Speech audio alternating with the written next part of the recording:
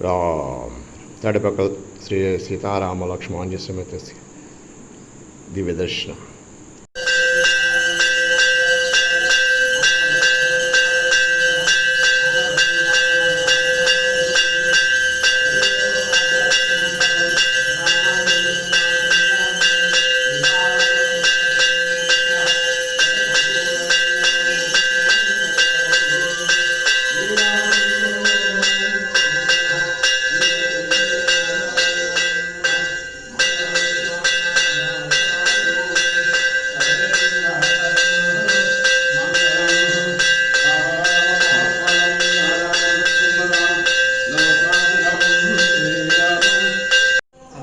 सकुटुम्बस्य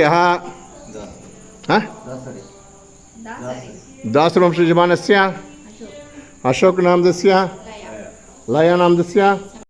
जय श्री राम.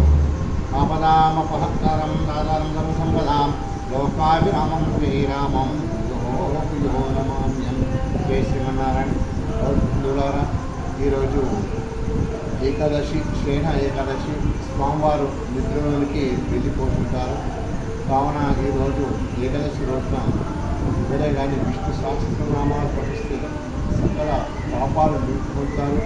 విష్ణు దేవాలయం లోపల ప్రత్యేక పూజ జరుగుతూ ఉంటాయి.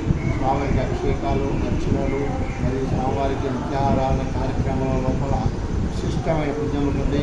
ఈరోజు శ్రీమన్నారాయణకు నమస్కరిస్తూ ఓం నమో నారాయణాయ నమః, ఓం నమో నారాయణాయ నమః, ఓం నమో నారాయణాయ నమస్కరిస్తే సకల పాపాలు దొరుకుతాయి.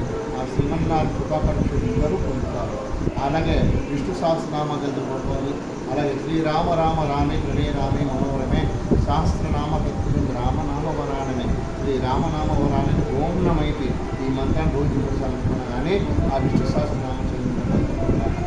ఈరోజు శ్రేణ ఎగరస్తుండగా అందరూ భగవంతుని ఆలోచిస్తారు. స్వామి నిద్రపోతుంటారు.